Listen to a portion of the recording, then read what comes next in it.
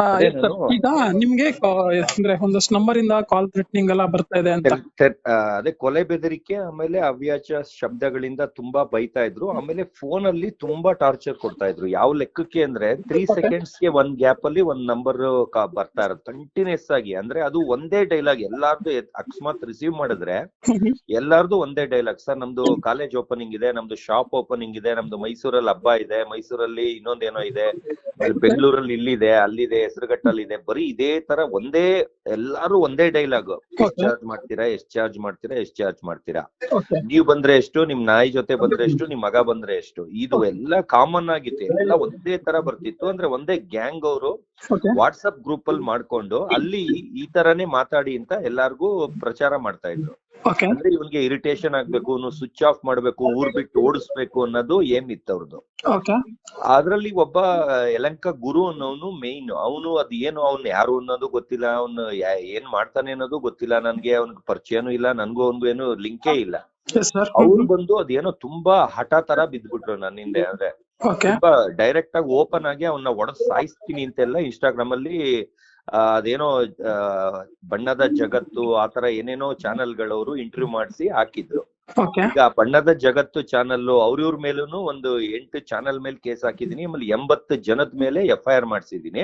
ಅಂದ್ರೆ ಫಸ್ಟ್ ಇದು Chamarajpet station NCR ಆಯ್ತು. ಅಂದ್ರೆ ನಮ್ ತಂದೆ ತಾಯಿ ಮನೆ ಅಲ್ಲಿ ಇರೋದ್ರಿಂದ ನಾನು ಇಲ್ಲೇ, ಯಾಕಂದ್ರೆ ನಾನು ಆ ಮನೆ ಕೆಂಗೇರಿ ಮನೇಲಿ ಜಾಸ್ತಿ ಇರಲ್ಲ ಅಂತ ಇಲ್ಲಿ ಅಡ್ರೆಸ್ ಕೊಟ್ಟಿದ್ದೆ. ಅಲ್ಲಿ NCR ಆಯ್ತು. ಆಮೇಲೆ ಅದನ್ನೇ ಒಂದ್ ದಿವಸ 2 ದಿವಸ ಆದ್ಮೇಲೆ ನಾನು ಬಿಸಿ ಇದ್ದಿದ್ದರಿಂದ 2 ದಿವಸ ಆದ್ಮೇಲೆ ಕೋರ್ಟ್ಗೆ ಹೋಗಿ ಜಡ್ಜ್ ಮುಂದೆ ಅದನ್ನ FIR ಮಾಡಿಸ್ದೆ.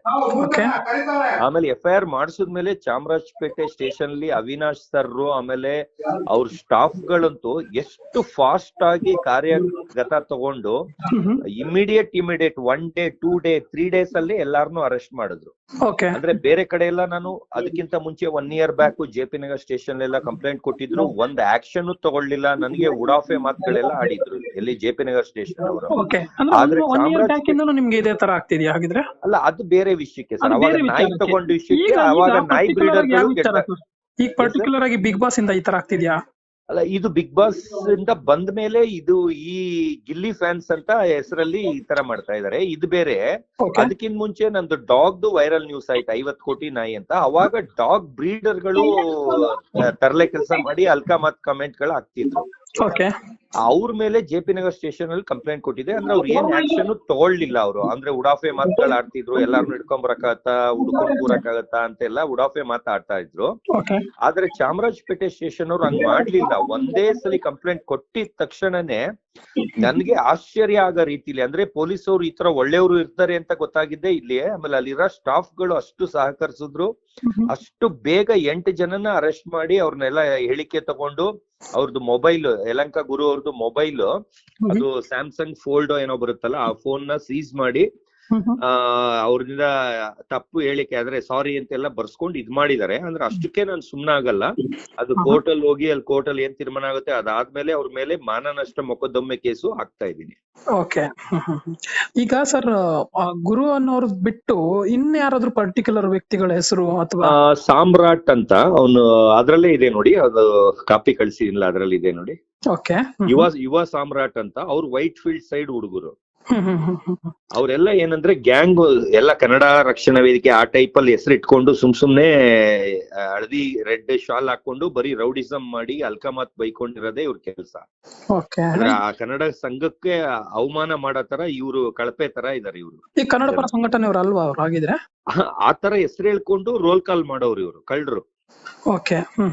ಅವ್ರು ಒಳ್ಳೆಯವರು, ಕನ್ನಡ ಸಂಘಟನೆಯವರು ಎಲ್ಲ ಒಳ್ಳೆಯವರು. ಅವ್ರ ಹೆಸರು ಹೇಳ್ಕೊಂಡು ಇವ್ರು ಸುಮ್ಮನೆ ಅವ್ರ ಜೊತೆ ಶಾಲ್ ಹಾಕೊಂಡು ಜನಕ್ಕೆ ಬೆದರಿಕೆ ಹಾಕೊಂಡು ಇದ್ ಮಾಡೋದು. ಇವ್ರು ಕನ್ನಡ ಹೋರಾಟಗಾರರಲ್ಲ ಅಲ್ಲ. ಇಷ್ಟ ದಿನ ಅವನು ಶಾಲ್ ಹಾಕ್ತಾ ಇರ್ಲಿಲ್ಲ. ಇವಾಗ ನಂದು ಅರೆಸ್ಟ್ ಆಗಿ ಮಾರನೇ ದಿವಸದಿಂದ ನಾನು ಕನ್ನಡದವನು ಅಂತ ಶಾಲ್ ಹಾಕೊಂಡು ಬೇರೆಯವ್ರಿಗೆ ಭಯ ಬರಂಗ್ ಈಗ ಶಾಲ್ ಹಾಕೊಂತಾ ಇದ್ದಾನೆ. ಅವನು ವಿಡಿಯೋ ನೋಡಿದ್ರೆ ನಿಮ್ಗೆ ಗೊತ್ತಾಗ್ಬಿಡುತ್ತೆ. ಇದಕ್ಕಿಂತ ಮುಂಚೆ ನಂದ್ ವಿಡಿಯೋ ಮಾಡಿದಾಗೆಲ್ಲ ಶಾಲೆ ಇರ್ಲಿಲ್ಲ. ನಮ್ದು ಯಾವಾಗ ಅರೆಸ್ಟ್ ಆಯ್ತು, ಅವನು ಮೊಬೈಲ್ ಎಲ್ಲ ಸೀಸ್ ಮಾಡಿದ್ರು, ಅವಾಗಿಂದ ಕನ್ನಡ ಪರದ್ದು ಶಾಲ್ ಹಾಕೊಂಡು ಈಗ ಕೇರಳ ಅವ್ರಿಗೆಲ್ಲ ಬೈಯೋದು. ಆಮೇಲೆ FIR ಆಗಿ ಅವನ ಅರೆಸ್ಟ್ ಮಾಡಿದ ಮೇಲೂನು ನನ್ ಫೋಟೋ ಹಾಕದೆ ತಿರ್ಗಾ ಹೊಸದಾಗಿ ನಿನ್ನೆನೋ ಮೊನ್ನೆನೋ ಒಂದು ವಿಡಿಯೋ ಮಾಡಿ ಬಿಟ್ಟಿದ್ದಾನೆ. ಅಂದ್ರೆ ಅದನ್ನ ತಿರ್ಗಾ ಸ್ಟೇಷನ್ಗೆ ಇನ್ಫಾರ್ಮ್ ಮಾಡಿದೀನಿ, ತಿರ್ಗಾ ಇಷ್ಟ ಆದ್ರೂ ತಿರ್ಗಾ ನೋಡಿ ಮಾಡ್ತಾ ಇದ್ದಾನೆ ಅಂತ. ಅದು ಇವಾಗ ಹೆಸರು ಹೇಳದೆ ಮಾಡ್ತಾ ಇದ್ದಾನೆ.